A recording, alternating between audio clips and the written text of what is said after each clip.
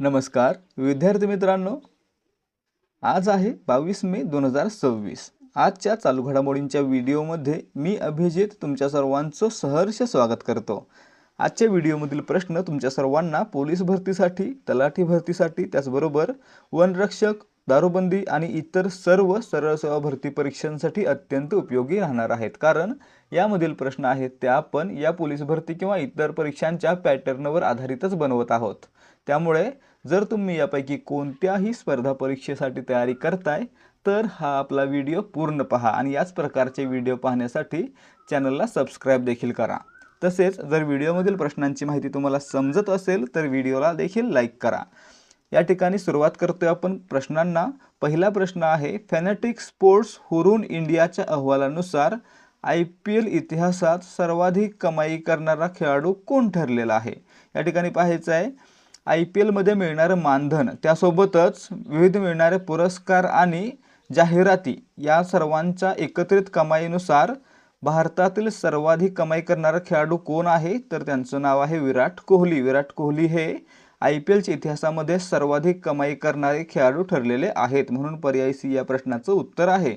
प्रश्न क्रमांक 2, पंतप्रधान नरेंद्र मोदी यांना नुकताच कोणत्या देशाचा grand cross of the royal Norwegian order of merit हा सर्वोच्च नागरी पुरस्कार मिळाला। या ठिकाणी पाहायचं, नरेंद्र मोदी यांना नॉर्वे या देशामध्ये grand cross of the royal Norwegian order of merit हा सर्वोच्च नागरी पुरस्कार देऊन सन्मानित करण्यात आलेला आहे, म्हणजे पर्याय बी या प्रश्नाचं उत्तर आहे। प्रश्न विचारला जातो कसा, तर grand cross of the royal Norwegian order of merit हा पुरस्कार कोणत्या देशाचा सर्वोच्च नागरी सन्मान आहे तर हा नॉर्वेचा सर्वोच्च नागरी सन्मान आहे। तिसरा प्रश्न, युनायटेड किंगडम मध्ये भारताचे नवीन उच्चायुक्त म्हणून कोणाची नियुक्ती करण्यात आलेली आहे। या ठिकाणी पाहायचं आहे, युनायटेड किंगडम मध्ये भारताचे नवीन उच्चायुक्त म्हणून पेरियासामी कुमारन यांची नियुक्ती करण्यात आलेली आहे, म्हणून पर्याय बी या प्रश्नाचं उत्तर आहे।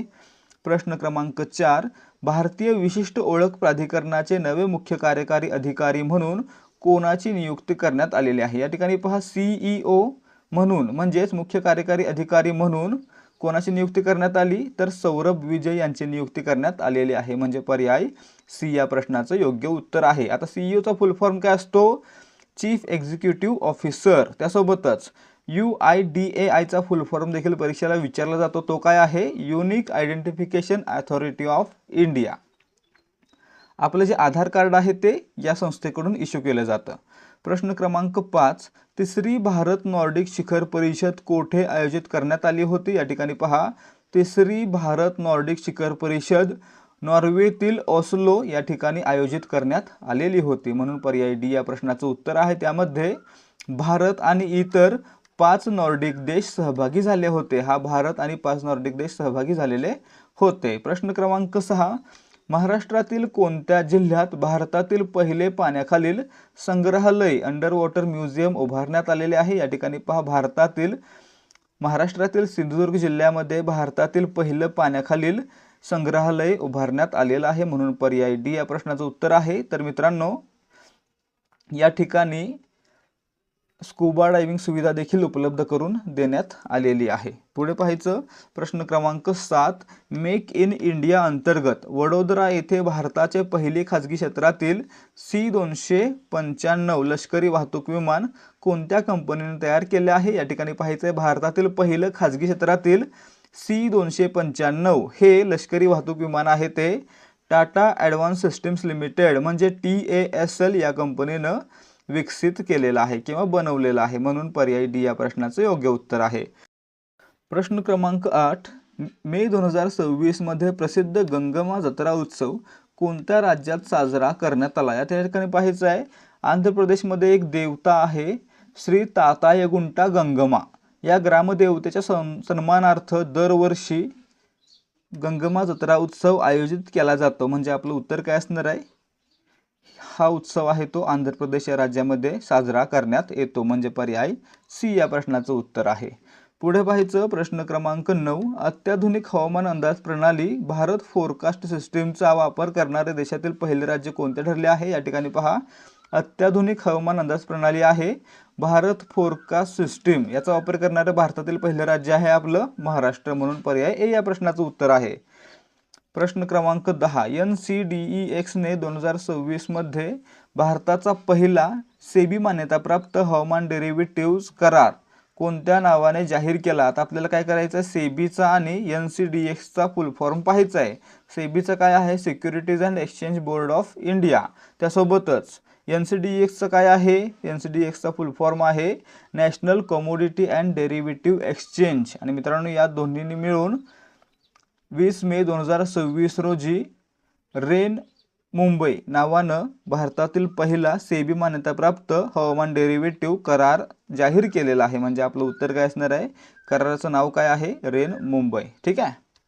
प्रश्न क्रमांक 11, पंतप्रधान नरेंद्र मोदी यांना अन्न व कृषी संघटनेच्या मुख्यालयात कोणता प्रतिष्ठित पदक प्रदान करण्यात आला? या ठिकाणी पाहायचं आहे, पंतप्रधान नरेंद्र मोदी हे सध्या नॉर्डिक देशांच्या दौऱ्यावर आहेत. आणि मित्रांनो, या ठिकाणी इटलीची राजधानी रोम या ठिकाणी अन्न व कृषी संघटनेचं मुख्यालय आहे, म्हणजे FAOचं मुख्यालय आहे. आणि या ठिकाणी FAO कडून पंतप्रधान नरेंद्र मोदी यांना ॲग्रिकोला पदक देऊन सन्मानित करण्यात आलेलं आहे. म्हणून आपलं उत्तर आहे पर्याय बी. FAOच्या मुख्यालयात पंतप्रधान नरेंद्र मोदी यांना ॲग्रिकोला पदक प्रदान करण्यात आलेलं आहे. प्रश्न क्रमांक 12, भारताचे पहिले मानव हत्ती संघर्ष संशोधन केंद्र कोणत्या राज्यात स्थापन होणार आहे? या ठिकाणी पाहायचं आहे, भारतातील पहिलं मानव हत्ती संघर्ष संशोधन केंद्र पलामू राष्ट्रीय उद्यानामध्ये स्थापन केलं जात आहे. आणि मित्रांनो, हे पलामू राष्ट्रीय उद्यान झारखंड या राज्यामध्ये आहे. म्हणून पर्याय सी या प्रश्नाचं योग्य उत्तर असणार आहे. प्रश्न क्रमांक 13, प्रगती 2026 हा बहुराष्ट्रीय लष्करी सराव भारतातील कोणत्या ठिकाणी सुरू झाला? या ठिकाणी पाहायचं आहे, प्रगती 2026 हा बहुराष्ट्रीय लष्करी सराव आहे, तो भारतातील मेघालय राज्यातील उमरोई या ठिकाणी सुरू झालेला आहे. म्हणून पर्याय ए या प्रश्नाचं उत्तर आहे. आणि यापेक्षा महत्त्वाची माहिती, यामध्ये भारत आणि आणखी 12 देश सहभागी होत आहेत, म्हणजे एकूण 13 देश सहभागी होत आहेत. आपल्याला विचारलं जाईल की भारतासोबत आणखी किती देशांनी सहभाग घेतला होता, तर आणखी 12 देशांनी सहभाग घेतलेला होता. प्रश्न क्रमांक 14, UKच्या रॉयल सोसायटीचे फेलो म्हणून कोणत्या भारतीय प्राध्यापकाची निवड झाली आहे? या ठिकाणी पाहायचं, UKच्या रॉयल सोसायटीचे फेलो म्हणून प्राध्यापक मनिंदर अग्रवाल यांची नियुक्ती झालेली आहे. म्हणून पर्याय बी या प्रश्नाचं उत्तर असणार आहे. प्रश्न क्रमांक 15, ग्लोबल वॉटर समिट 2026 कोठे पार पडली? या ठिकाणी पहा, ग्लोबल वॉटर समिट 2026 ही स्पेनमधील मॅद्रिद या ठिकाणी पार पडलेली आहे. म्हणून पर्याय सी या प्रश्नाचं उत्तर आहे. पुढे पाहायचं, प्रश्न क्रमांक 16, ग्लोबल वॉटर समिट 2026 मध्ये भारतातील कोणत्या पाणीपुरवठा मंडळाला युटिलिटी ऑफ द इयर श्रेणीत मान्यता देण्यात आली? या ठिकाणी पाहायचं आहे, बंगळुरू या ठिकाणी असलेल्या बंगळुरू पाणीपुरवठा आणि सांडपाणी मंडळ म्हणजे BWSSB या संस्थेला जगातील 5 टॉप संस्थांमध्ये मान्यता मिळाली. म्हणजेच युटिलिटी ऑफ द इयर श्रेणीमध्ये पहिल्या 5 क्रमांकांमध्ये मान्यता मिळालेली आहे. म्हणजे आपलं उत्तर पर्याय बी असणार आहे. कोणती संस्था आहे? BWSSB, बेंगळुरू पाणीपुरवठा आणि सांडपाणी मंडळ.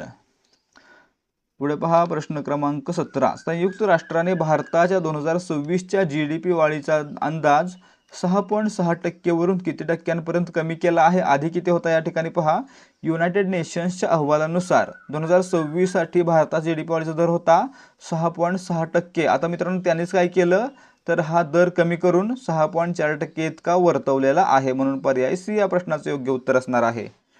प्रश्न क्रमांक 18, BSFच्या पहिल्या सर्व महिला गिर्यारोहक पथकाने माउंट एव्हरेस्ट सर केले. हे यश कोणत्या महोत्सवाच्या निमित्ताने साध्य केले? या ठिकाणी पाहायचं आहे, BSFची एक तुकडी आहे, एक मंडळ आहे, एक पथक आहे, ज्यामध्ये सर्वच्या सर्व महिला आहेत. आणि मित्रांनो, या गिर्यारोहक पथकानं माउंट एव्हरेस्ट सर केलं.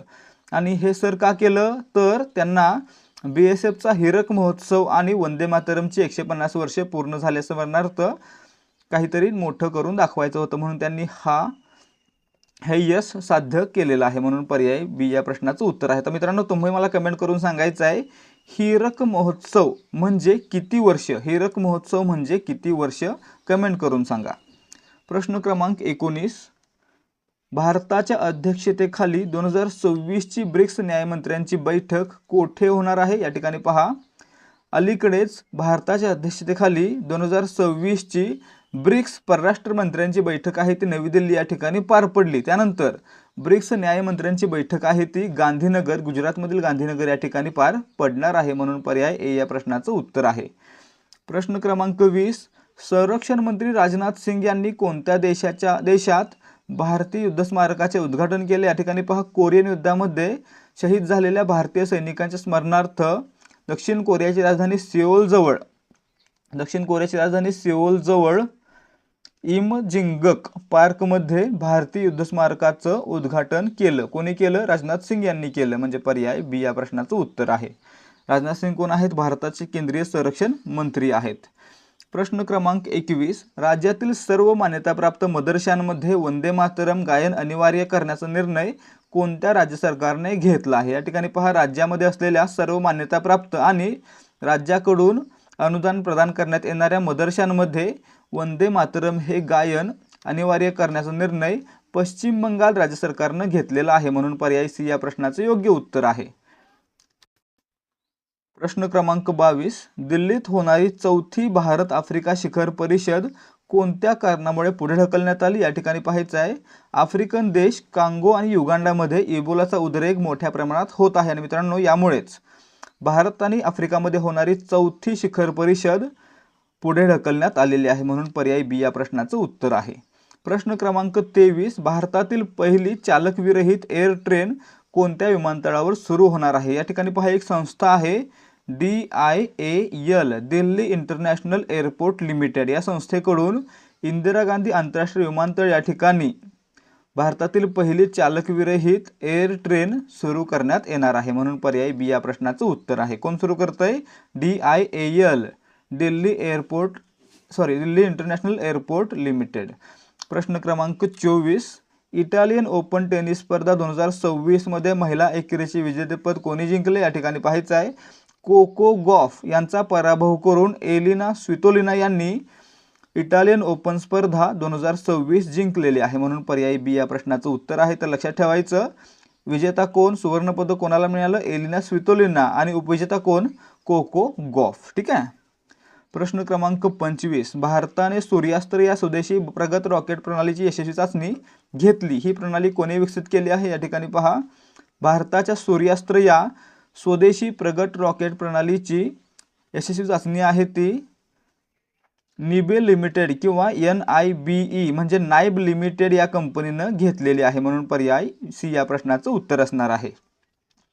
प्रश्न क्रमांक 26, देशातील सर्वात मोठे रेडिओ नियंत्रित विमान गरुड कोणत्या विद्यापीठाच्या विद्यार्थ्यांनी तयार केले आहे? या ठिकाणी पहा, देशातील सर्वात मोठं रेडिओद्वारे नियंत्रित केलं जाणारं गरुड नावाचं विमान आहे ते MIT ADT पुणे या संस्थेच्या विद्यार्थ्यांनी सुरू केलेलं आहे, म्हणजे पर्याय बी या प्रश्नाचं उत्तर असणार आहे।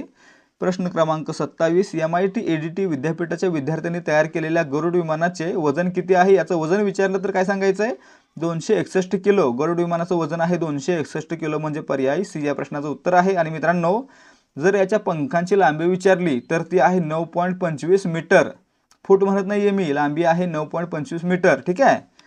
प्रश्न क्रमांक 28, अखिल भारतीय मराठी नाट्य परिषदेच्या 2026चा जीवन गौरव पुरस्कार कोणाला जाहीर झाला? आपण हा प्रश्न काल पाहिलेला होता। 2026चा अखिल भारतीय नाट्य परिषदेचा जीवन गौरव पुरस्कार आहे तो स्वाती चिटणीस आणि दिलीप प्रभावळकर यांना देण्यात आला, म्हणजे पर्याय सी या प्रश्नाचं उत्तर आहे। प्रश्न क्रमांक 29, स्वच्छ ऊर्जा आणि कौशल्य विकासासाठी टाटा पॉवरने कोणत्या देशात ड्रूक ग्रीन पॉवर कॉर्पोरेशन सोबत करार केलेला आहे? या ठिकाणी पहा, टाटा पॉवरनं ड्रूक ग्रीन पॉवर कॉर्पोरेशन सोबत करार केला आणि मित्रांनो हे जी संस्था किंवा हे जी कंपनी आहे ती भूतान या देशातील आहे, म्हणून पर्याय बी या प्रश्नाचं उत्तर आहे। ठीक आहे।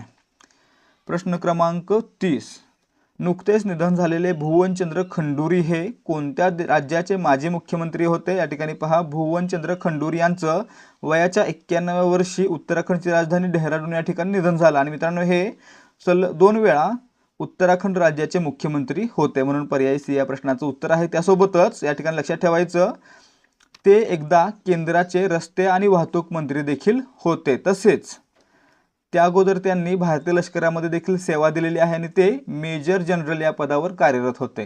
तर अशा प्रकारे मित्रांनो आजचे प्रश्न समाप्त होत आहेत. जर तुम्हाला आजच्या प्रश्नांची उत्तर आणि स्पष्टीकरण समजलं असेल तर व्हिडिओला लाईक करा आणि याच प्रकारचे प्रश्नोत्तरांचे व्हिडिओ पाहण्यासाठी आपल्या चॅनलला सबस्क्राईब देखील करा. भेटूयात या व्हिडिओच्या या सिरीजच्या पुढच्या भागामध्ये. जय हिंद, जय भारत आणि जय महाराष्ट्र.